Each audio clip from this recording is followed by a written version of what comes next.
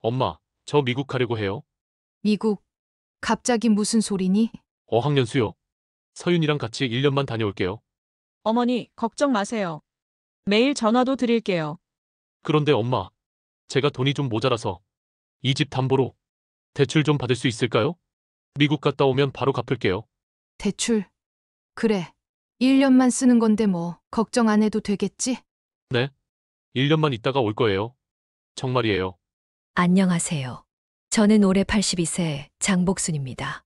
아들 부부의 말만 믿고 살던 집을 담보로 내줬다가 결국 집도 잃고 혼자가 됐습니다. 그렇게 한동안 외로움 속에 살던 어느 날, 옆집 청년이 알려준 복지주택이라는 곳을 처음 알게 됐고, 용기 내어 입주 신청을 했습니다. 그리고 지금 그곳에서 6개월을 살아본 저의 솔직한 후기를 들려드리려 합니다. 복지주택이 궁금하셨던 분들, 어디서 정보를 얻어야 할지 막막하셨던 분들께 실제로 살아본 사람의 진짜 이야기를 들려드릴게요. 아들이 떠난 그날부터 이곳에서 다시 살아갈 용기를 얻기까지 제 인생의 마지막 전환점이 된 이야기. 지금 시작합니다. 저는 시골에서 상경해 고생도 많이 했고 남편 잃고 혼자 아들 키우느라 허리 한 번 제대로 못 폈습니다. 그런데 아들 승호가 잘 자라준 덕에 모든 게 보람 있었죠. 적어도 그 아이가 미국 간다는 날까지는요. 승호가 35살 때였습니다. 직장에서 만났다는 서윤이라는 여자와 결혼했죠.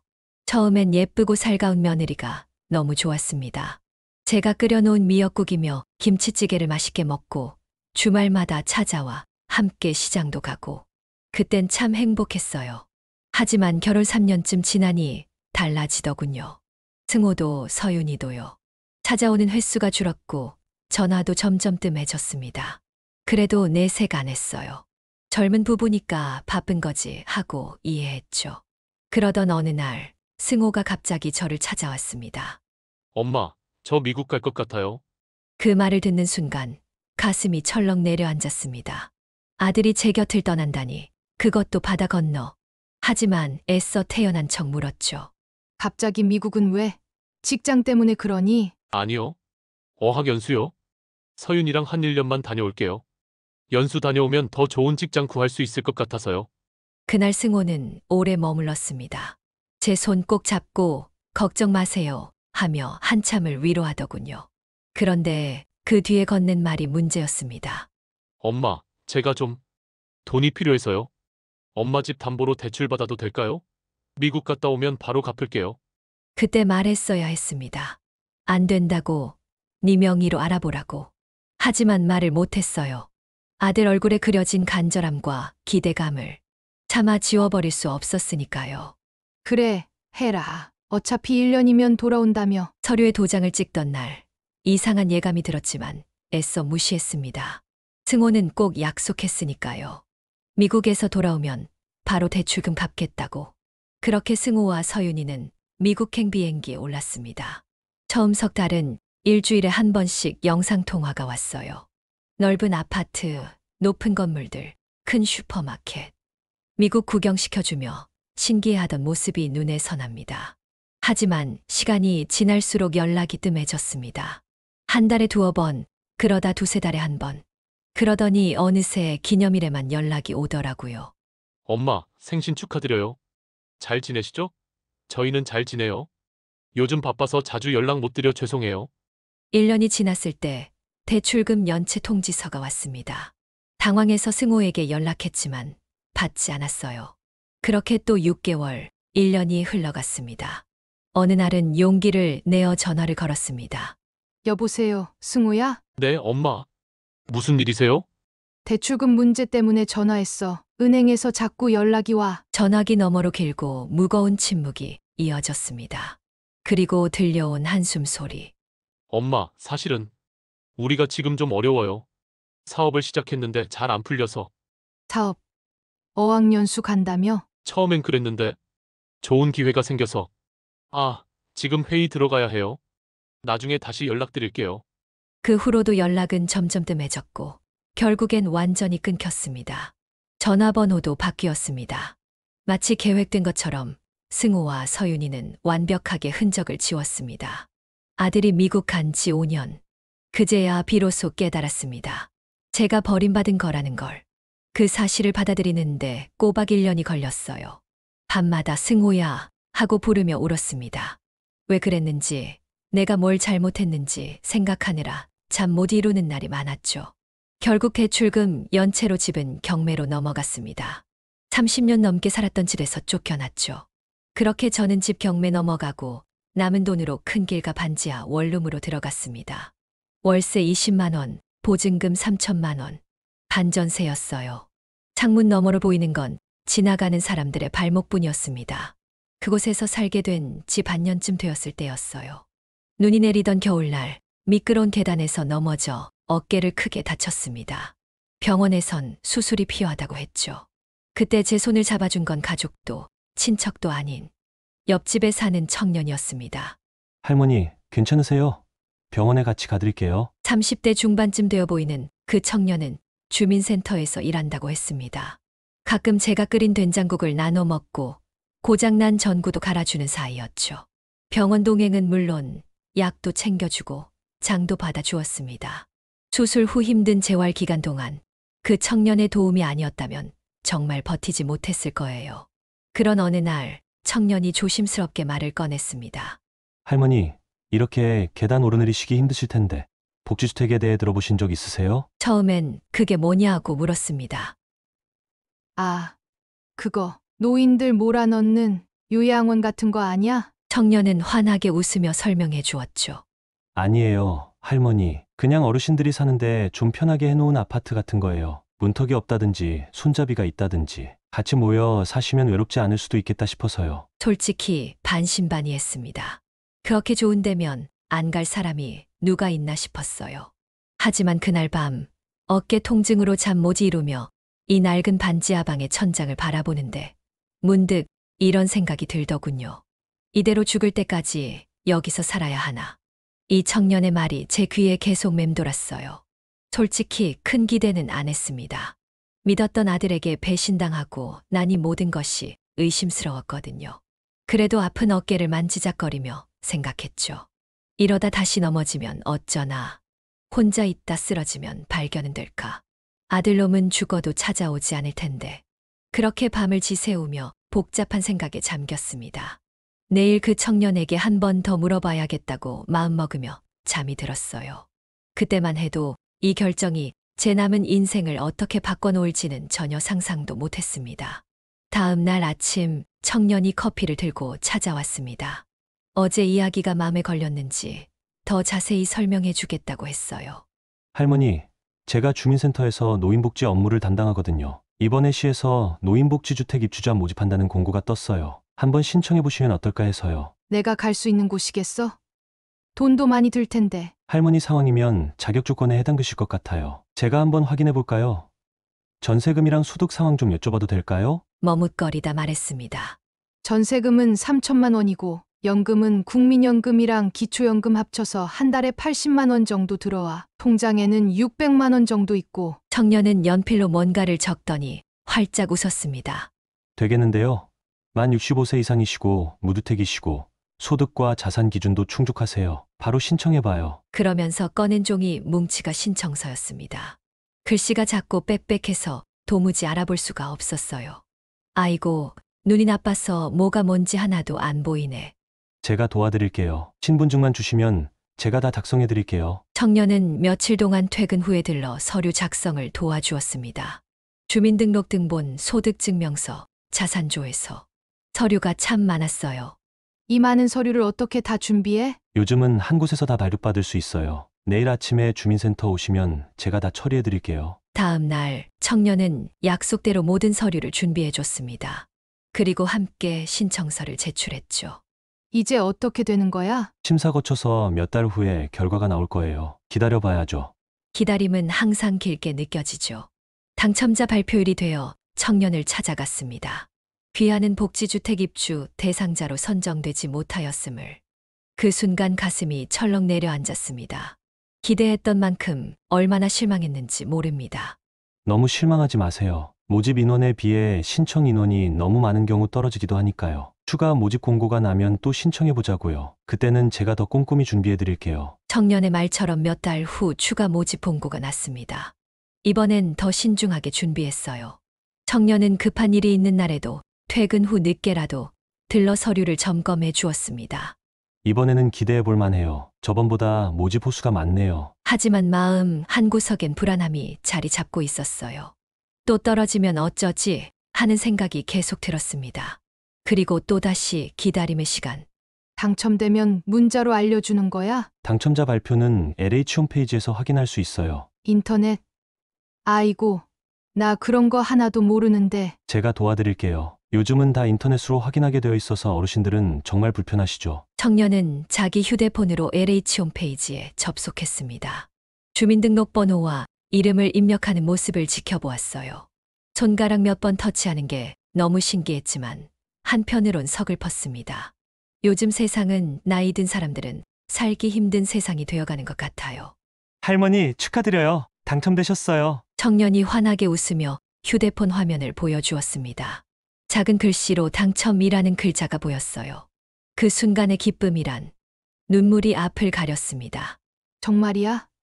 내가 됐다고? 네, 확실해요. 보세요. 여기 이름이랑 주민번호 끝자리도 맞잖아요. 다 총각 덕분이야. 고마워. 정말. 보증금은 242만 1,000원이고 월 임대료는 48,150원이래요. 생각보다 저렴하네요. 그래도 관리비는 따로 내야 한다고 하더라고요. 할머니, 이사 준비는 제가 도와드릴게요. 할머니가 앞으로 사실 집인데 어떻게 돼 있는지 저도 봐야죠. 고마워. 정말. 총각 아니었으면 난 여기 들어갈 생각도 못했을 거야. 계약금도 내고 이사 날짜도 정해야 했습니다. 모든 과정을 청년이 함께 해주었어요. 짐을 정리하며 문득 생각했어요. 낯선 곳에서 새로운 사람들과 어울려 살아갈 수 있을까? 혼자 지내는 것이 익숙해진 나에게 이 변화가 과연 좋은 것일까? 하지만 이제 발걸음을 뗄 수밖에 없었습니다. 오랜 외로움과 배신감에서 벗어나 새로운 삶을 시작할 시간. 한 번도 가보지 않은 그곳이 어떤 모습일지, 어떤 사람들이 나를 기다리고 있을지. 두렵지만 또 한편으로는 설레는 마음으로 새 집으로 향하는 날을 기다렸습니다. 드디어 이사 날이 왔습니다. 30년 넘게 살던 집을 잃고 낯선 반지하 원룸에서 지내다가 이제 또 새로운 곳으로 가는 거예요. 내 인생에서 마지막 집이 될 수도 있겠다는 생각이 들었습니다. 복지주택에 처음 발을 들인 순간 솔직히 좀 놀랐어요. 입구부터 달랐거든요. 어머, 여기 문턱이 없네. 들어오는 입구에 단차가 하나도 없었어요. 계단도 문턱도 없어서 제 보행기가 술술 들어갔습니다. 엘리베이터는 병원에서나 볼 법한 깊고 넓은 크기였어요. 휠체어나 보행기가 들어오고도 충분해 보였어요. 복도를 걸으며 가장 먼저 눈에 띈 건 곳곳에 설치된 손잡이였습니다. 마치 병원 복도처럼 벽을 따라 쭉 이어진 손잡이가 있었어요. 이게 다 뭐야? 청년이 웃으며 대답했습니다. 어르신들 넘어지시면 위험하니까요. 잡고 걸으시라고 해놓은 거예요. 그렇게 복도를 더 걸어가다 보니 중간중간 쉴 수 있는 휴게 공간이 있었어요. 한 층에 세 군데는 쉴 수 있는 공간이 있더라고요. 제가 살게 된 집은 8평짜리 원룸이었습니다. 작긴 했지만 이전에 살던 반지하보다 훨씬 밝고 깨끗했어요. 무엇보다 햇빛이 잘 들어와서 좋았습니다. 방이 좀 작은 것 같네. 네, 좀 좁죠? 그래도 혼자 지내시기엔 적당하지 않을까요? 무엇보다 여긴 안전하게 설계됐다고요. 방 안으로 들어서니 욕실이 눈에 띄었어요. 욕실 안에도 손잡이가 설치되어 있었고 바닥은 미끄럼 방지 처리가 되어 있었습니다. 욕실 문은 미닫이 문이었어요. 이 문은 왜 이렇게 생겼어? 어르신들이 쓰러지면 안에서 구조하기 쉽게 미닫이로 해놓은 거예요. 밖으로 여는 문이면 사람이 쓰러졌을 때 구조가 어렵거든요. 그 말을 듣고 보니 이곳의 모든 것이 노인을 위한 설계였다는 걸 알게 되었습니다. 처음엔 뭐 이런 걸 다 신경 썼나 싶었는데 살다 보니 참 고마운 배려라는 생각이 들더라고요. 이사하고 며칠 후 1층에 있는 건강관리실을 처음 가보았습니다. 러닝머신, 안마의자, 온갖 운동기구들이 갖춰져 있었어요. 그런데 인기가 너무 많아서 예약은 필수더라고요. 여기 건강관리실이 있다는 얘기 듣고 입주 결심했어. 처음 안마의자에서 만난 옆집 할머니의 말이었습니다. 그 말을 듣고 보니 다들 저마다의 이유로 이곳을 선택했구나 싶었어요. 제일 놀라웠던 건 바로 옆에 복지관이 연결되어 있다는 점이었습니다. 집에서 20걸음이면 도착할 정도로 가까웠고 아파트 내부 통로로 연결되어 있어 비가 와도 걱정 없었어요. 여기서 뭘 해요? 프로그램이 정말 많아요. 한글 수업부터 미술, 붓글씨, 스마트폰 사용법, 춤 수업까지. 취미 생활하기 좋아요. 처음엔 어색해서 구경만 했는데 한 달쯤 지나니 저도 모르게 프로그램에 참여하게 되더라고요. 특히 스마트폰 교실이 인기가 많았어요. 아이고, 이 나이에 이런 거 배워서 뭐해. 처음에 그렇게 말했던 제가 지금은 옆집 할머니와 영상통화도 하고 카톡으로 사진도 보낼 줄 알게 되고 유튜브로 내가 보고 싶은 영상 찾아볼 수 있게 되었습니다. 식사는 어떻게 해결하고 있냐고요? 상황에 따라 달랐어요. 장 봐서 해먹을 힘이 있을 때는 제가 직접 해먹었습니다. 하지만 귀찮을 때는 1층 경로 식당을 이용했어요. 한 끼에 얼마예요? 1,000원이에요. 오늘은 미역국에 제육볶음이에요. 1,000원. 이 정도면 혼자 해먹는 것보다 싸네. 무료로 이용하는 세대도 있고 1,000원 내고 먹는 세대도 있다고 하시더라고요. 솔직히 말하면 남이 해주는 밥이 제일 맛있잖아요. 특히 몸이 불편한 날엔 정말 고마운 존재였어요. 식당 옆에는 건강지원실이 있었습니다. 간호사가 상주하고 있어서 혈압 재러 가거나 건강 상담을 받을 수 있었어요. 수술 후에 어깨가 계속 아픈데 약은 잘 드시고 계세요? 올해 건강검진은 받으셨어요? 그런 대화를 나누는 것만으로도 마음이 놓였습니다. 아, 나를 챙기는 사람이 있구나 하는 생각에 안심이 되더라고요. 방문 간호 서비스도 있어서 거동이 불편한 분들은 주기적으로 간호사가 방문해 건강 체크도 해주었습니다. 물론 모든 게 다 좋기만 한 건 아니었어요. 이 집에 와서 처음 겪은 불편함도 있었습니다. 첫째는 공간이 작다는 거였어요. 8평짜리 원룸이니 당연하죠. 큰 옷장도 놓을 수 없고 소파도 작은 걸로 들였어요. 할머니, 그래도 혼자 사시기에 딱 좋은 크기 아니에요? 청년이 위로했지만 평생 넓은 집에서 살다가 이렇게 좁은 곳에 오니 답답한 건 사실이었어요. 또 가끔 윗집이나 복도에서 발소리가 들리는 게 신경 쓰였습니다. 나이 드신 분들이라 일찍 일어나는 경우가 많아서 새벽부터 쿵쿵 소리가 나기도 했어요. 하지만 이건 어느 아파트나 마찬가지니까요. 그리고 가장 큰 문제가 있었습니다. 그건 잠시 후에 얘기할게요. 살면서 가장 좋았던 점은 사생활 보호와 공동체 생활이 공존한다는 거였어요. 혼자 있고 싶을 땐 내 집에서 혼자 있으면 되고 사람이 그리울 땐 1층 복지관이나 건강관리실에 가면 금세 누군가와 대화할 수 있었거든요. 특히 이곳에 모인 어르신들은 저마다의 사연을 안고 있었습니다. 저처럼 자식들이 해외에 나가서 연락이 뜸한 분, 배우자를 일찍 여의고 혼자 된 분, 뇌종양인 아내를 10년 동안 병간호하느라 재산을 다 써버리고 생활이 어려워져 들어온 분. 사연은 달랐지만 외로움이라는 공통점이 있었어요.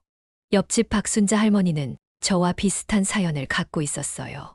아들을 서울대에 보냈는데 캐나다 가서 돌아오지 않았대요. 그 이야기를 듣고 얼마나 위로가 되었는지 몰라요. 나만 이런 게 아니구나 하는 생각이 들었거든요. 우리 아들 명절에도 안 와. 전화만 하지. 우리 아들은 전화도 안 해. 나 안 찾아.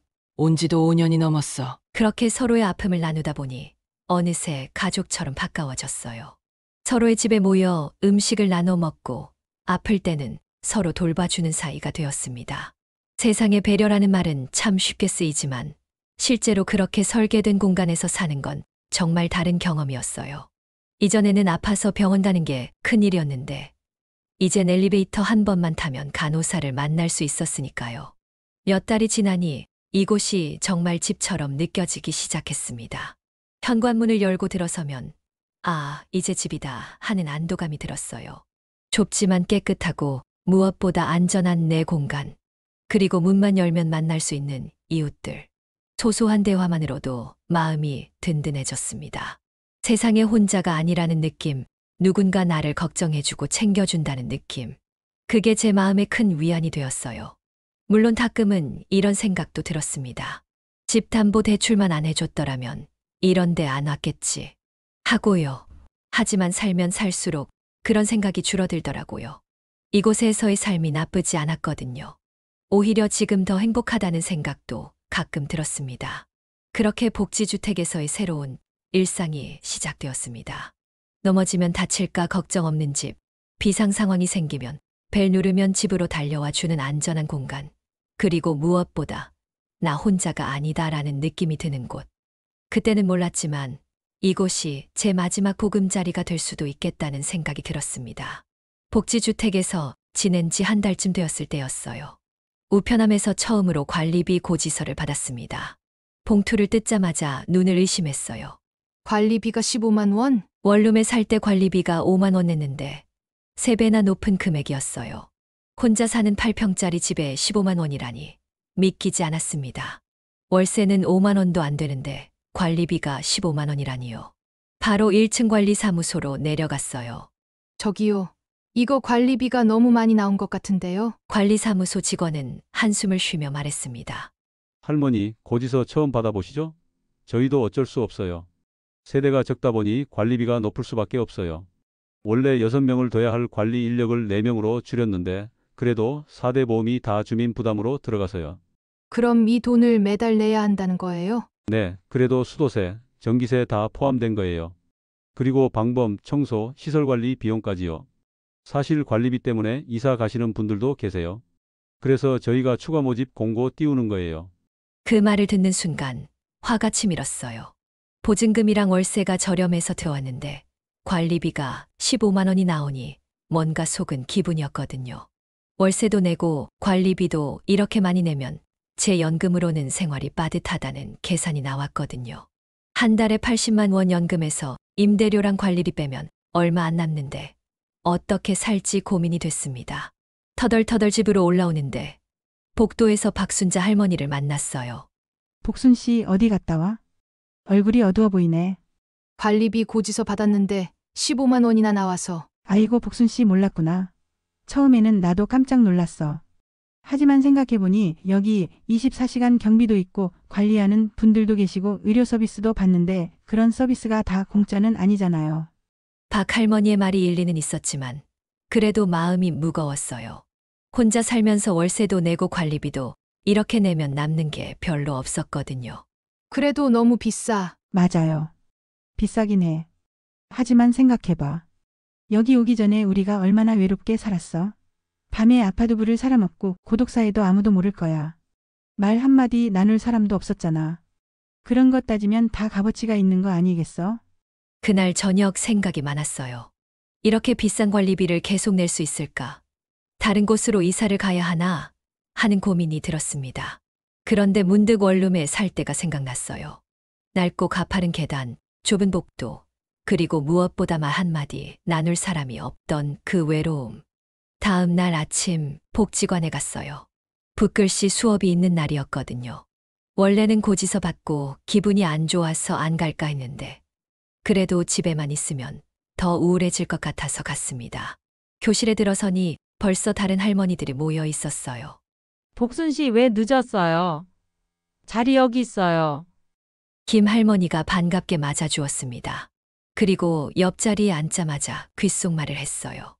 저기 새로 오신 할아버지 장 선생님이신데 붓글씨 잘 쓰신대요. 과묵하신 것 같던데. 그렇게 수업이 시작되고 어느새 웃음소리가 교실에 가득했습니다. 붓글씨 쓰다가 실수해서 먹물이 튀기기도 하고 서로 작품 보며 칭찬도 하고 그렇게 2시간이 금세 지나갔어요. 수업이 끝나고 함께 점심을 먹으러 경로식당에 갔어요.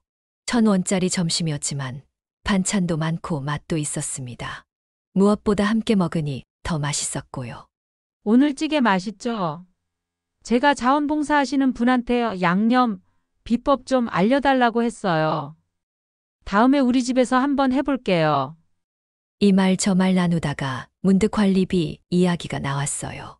다들 관리비 얼마씩 나왔어요? 저는 14만 5천 원이요. 나는 13만 2천 원. 비싸긴 하지만 어쩌겠어. 우리 같은 노인들이 살기 좋게 돼 있는데 아끼면서 살아야지. 관리비 때문에 나가시는 분들도 있다고 하던데. 맞아요. 우리 옆집도 관리비 부담된다고 이사 간다고 하더라고요. 그 말들을 듣고 보니 나만 부담스러운 게 아니구나 하는 생각이 들었어요. 다들 같은 고민을 하고 있다는 사실이 오히려 위로가 되었습니다. 식사 후 김 할머니가 제안했어요. 오늘 날씨도 좋은데 저녁에 옥상에서 고구마나 구워 먹을까요? 제가 시골에서 조카가 보내준 고구마가 있어요. 옥상에 앉아 고구마를 나눠 먹으며 우리는 서로의 인생 이야기를 나누었습니다. 자랑이라면 자랑이지만 저는 자식 셋을 다 외국으로 보냈어요. 얼굴 못 본 지 7년이 넘었어요. 그게 참 서운해요. 저는 자식이 가까이 살지만 바빠서 한 달에 한 번도 못 봐요. 제가 전화하지 먼저 전화 오는 경우는 없어요. 저는 아들 며느리가 1년만 미국 다녀온다고 하더니 이제는 연락도 안 돼요. 제 말에 다들 놀란 눈으로 쳐다봤어요. 그럼 복순 씨는 지금도 연락이 아예 안 오는 거야? 네, 아예 끊겼어요. 집도 날리고. 그렇게 제 이야기를 꺼내자 눈물이 왈칵 쏟아졌습니다. 그동안 참았던 서러움이 한꺼번에 터져 나온 거예요. 김 할머니가 다가와 제 손을 잡아주었어요. 울어요, 울어. 참지 말고. 우리 다 비슷한 처지야. 자식은 있어도 찾아와 보지도 않고. 없는 거나 마찬가지인 경우가 많아. 그 순간 문득 깨달았습니다. 여기 모인 우리 모두가 비슷한 상처를 안고 있다는 것을, 그리고 서로를 통해 위로받고 있다는 것을. 우리끼리라도 서로 의지하면서 살아요. 자식보다 더 가까운 게 이웃이라고 하잖아요. 맞아요. 옆집이 먼 친척보다 낫다고. 그날 밤 8평짜리 작은 집으로 돌아오는 길이 처음으로 마음 편하게 느껴졌어요. 관리비가 비싸서 고민이지만 이곳에서 느끼는 소속감과 안전함은 값으로 따질 수 없는 것이었거든요. 다음 날 아침 또 봉투 하나가 와 있었습니다. 어젯밤 옥상에서 만났던 이춘자 할머니가 보낸 것이었어요. 열어보니 손글씨로 쓴 편지가 들어 있었습니다. 복순 씨 어제 이야기 들으며 참 마음이 아팠어요. 하지만 이제 우리가 있잖아요. 내일 저녁에 우리 집에서 같이 밥 먹어요. 제가 김치찌개 맛있게 끓여 놓을게요. 편지와 함께 들어있던 작은 봉투엔 현금 5만 원이 들어 있었어요. 쪽지에는 이렇게 적혀 있었습니다. 관리비 부담되시죠? 저도 그래요. 하지만 힘들 때 서로 도우며 살아요. 부담 갖지 말고 받아주세요. 그 순간 가슴이 뭉클해졌어요. 혼자가 아니구나 하는 생각이 들었습니다. 관리비 문제는 여전히 있고 작은 집의 불편함도 있지만 이곳에서 만난 이웃들 덕분에 마음의 짐은 한결 가벼워졌어요. 자식보다 더 자주 안부를 물어주는 이웃들, 함께 웃고 우는 사람들. 그들이 있어 이곳이 진정한 집이 되어가고 있었습니다. 그날 아침 저는 처음으로 관리사무소에 들러 인사를 했어요. 어제는 제가 좀 무례했네요. 관리비가 비싸서 놀랐거든요. 아니에요, 할머니. 다들 처음엔 그렇게 항의하러 오세요. 제도적으로 빨리 개선이 되어야 하는데. 돌아오는 길 1층 로비에서 박순자 할머니를 만났어요. 고구마 2개를 들고 있었습니다. 어제 일찍 가셔서 아쉬웠어요. 고구마 맛있더라고요. 2개 남겨뒀어요. 고마워요. 순자 씨. 고구마를 받아들고 엘리베이터에 오르는데 문득 깨달았어요.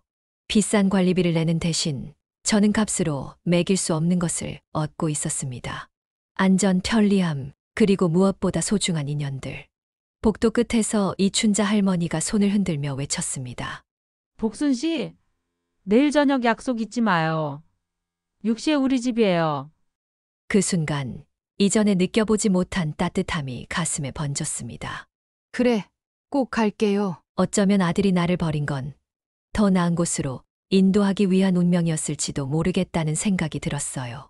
마침내 저는 진정으로 혼자가 아니구나 싶었던 그 순간을 잊지 못합니다. 복지주택에 산 지 어느덧 6개월이 지났습니다. 창밖에는 봄꽃이 피어나고 있네요. 돌이켜보면 이 짧은 6개월은 제 인생에서 참 많은 변화가 있었던 시간이었어요. 처음엔 낯설고 불편했던 것들이 이제는 일상이 되었습니다.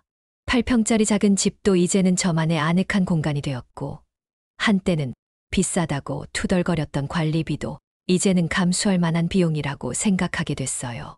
이곳에서 제가 찾은 가장 큰 가치는 나눔이었습니다. 예전에는 사람들과 나눌 일이 별로 없었어요. 그저 하루에 한 번 택배기사님이나 마주친 정도였죠. 하지만 이곳에 와서는 매일 누군가와 마주치고 대화하고 마음을 나누게 되었습니다. 춘자 씨, 김치 담갔어요? 올해는 배추가 참 실하더라고요. 춘자 씨는 웃으며 대답했죠. 네, 엊그제 담갔어요. 근데 혼자 먹기엔 너무 많은데 좀 나눠드릴까요? 고마워요. 저는 아직 어깨가 아파서 김치 담그기가 힘들어요. 대신 제가 호박죽 끓였는데 점심에 같이 먹어요. 이렇게 서로 음식을 나누고 때로는 마음의 위로도 나누는 관계가 생겼어요. 혼자 살 때는 몰랐던 함께의 가치를 이제는 알게 되었습니다. 복지관에서 배운 것들도 많았어요.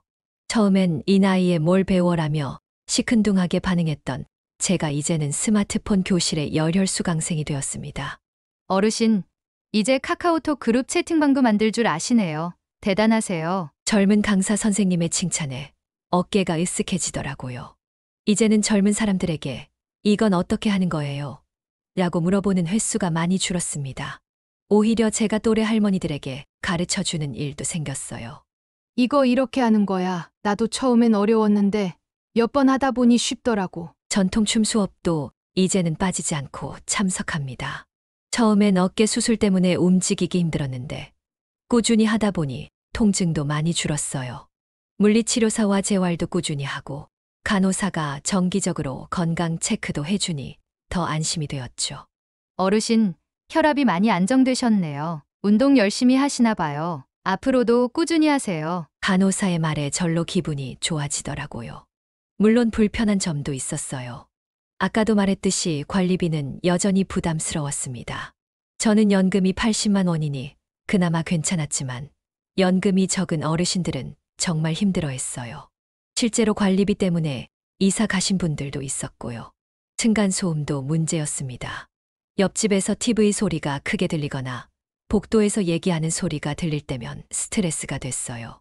아무래도 나이 드신 분들이 귀가 어두우니 TV 소리를 크게 틀고 보시니까요. 아이고, 윗집 할머니 또 새벽부터 쿵쿵거리네. 이런 불평도 했지만 공동생활하는데 내가 너무 예민한가? 곧 제 자신을 돌아보게 되었어요. 그러다 보니 서로 조금씩 양보하고 이해하는 마음이 커졌습니다.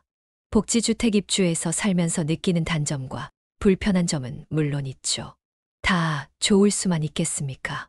하지만 이런 모든 것들을 감안해도 전 이곳에서의 삶이 만족스러웠습니다.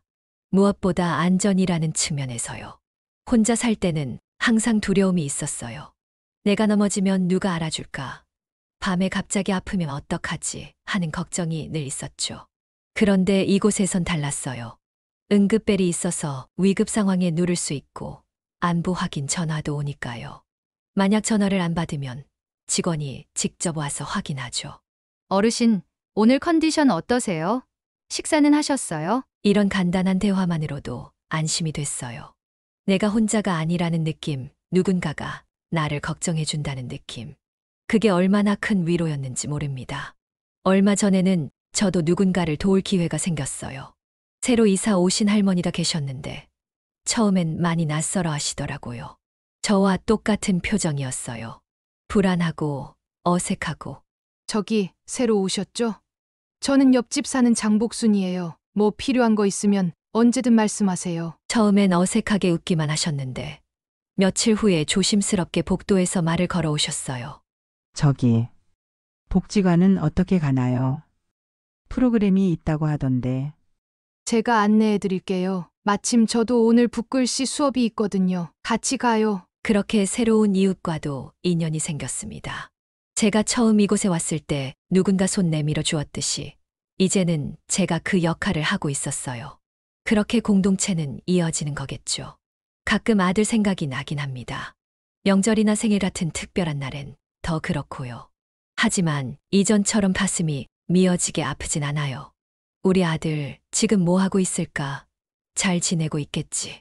그런 생각이 들다가도 곧 주변의 웃음소리에 마음이 따뜻해집니다. 이젠 정말로 자식 생각도 안 날 만큼 제 삶이 채워져 있어요. 복지주택에 살면서 제가 깨달은 건 집이란 단순히 잠자는 공간이 아니라는 거예요. 안전함을 느끼고 소속감을 갖고 나눔을 실천할 수 있는 곳. 그런 곳이 진짜 집이 아닐까 싶어요. 얼마 전 청년이 다시 찾아왔습니다. 1년 만에 방문이었어요. 할머니, 잘 지내셨어요? 적응은 다 하셨어요? 그래, 총각 덕분에 잘 지내고 있어. 오랜만이구나. 이사 와보니 어떠세요? 불편한 점은 없으세요? 질문을 듣자 잠시 생각에 잠겼어요. 불편한 점 물론 있었죠. 관리비, 층간소음, 좁은 공간. 하지만 그보다 더 큰 것을 얻었다는 생각이 들었습니다. 불편한 점도 있지. 관리비가 좀 비싸고 시끄러울 때도 있고. 하지만 그것보다 더 좋은 게 많아. 예전 집은 넓었지만 말 붙일 사람이 없었어. 청년은 환하게 웃으며 고개를 끄덕였습니다. 그런데 참, 다른 어르신들도 이런 곳이 있다는 걸 잘 모르시는 것 같아. 그게 안타깝지. 맞아요. 많은 분들이 자격이 되는데도 정보가 없어서 신청을 못 하시죠. 공고문도 복잡하고 챙겨야 할 서류도 많고 누가 옆에서 도와주지 않으면 힘들거든요. 신청했다 한번 떨어지면 포기하는 분들도 많고요. 창밖으로 봄 햇살이 비치는 걸 보며 미소 지었습니다. 여기가 제 마지막 보금자리가 될지도 모른다는 생각이 들었어요. 물론 더 살아보고 그때도 관리비가 너무 부담되면 다시 나갈 수도 있겠지만 지금으로서는 더 바랄 게 없었습니다. 관리비가 좀 비싸긴 하지만 내 연금 소득으로 그럭저럭 살만해. 좀 더 살아보고 부담되면 다시 생각해봐야겠지. 하지만 지금은 정말 괜찮아. 혼자 있고 싶을 땐 혼자 있고 사람이 그리울 땐 같이 어울려 지낼 수 있으니까. 청년은 제 손을 꼭 잡아주었습니다. 할머니, 여기가 마음에 드신다니 다행이에요. 혹시라도 도움 필요하시면 언제든 연락하세요. 그날 밤 작은 창으로 보이는 별을 바라보며 생각했습니다. 인생이란 참 예측할 수 없는 여정이구나 하고요. 아들에게 버림받아 상처 입었던 그 시간이 지나고 지금은 오히려 더 많은 사람들에게 둘러싸여 살고 있으니까요. 내 노후를 보낼 마지막 집. 그곳이 이렇게 될 줄은 몰랐지만 지금은 감사한 마음뿐입니다. 아직 더 살아봐야 알겠지만 적어도 지금은 정말 괜찮아요. 아들 생각도 안 날 만큼 말이에요. 지금까지 제 이야기를 들어주셔서 고맙습니다. 저처럼 인생의 후반전에 새로운 시작을 고민하시는 분들, 또는 부모님이나 주변 어르신들을 위해 듣고 계신 분들께 조금이나마 도움이 되었으면 좋겠어요. 제 이야기가 마음에 드셨다면 구독과 좋아요, 그리고 주변 분들에게도 알려주세요. 혼자 계신 다른 어르신들께도 작은 힘이 될 수 있을 테니까요. 끝까지 들어주셔서 정말 고맙습니다. 항상 건강하세요.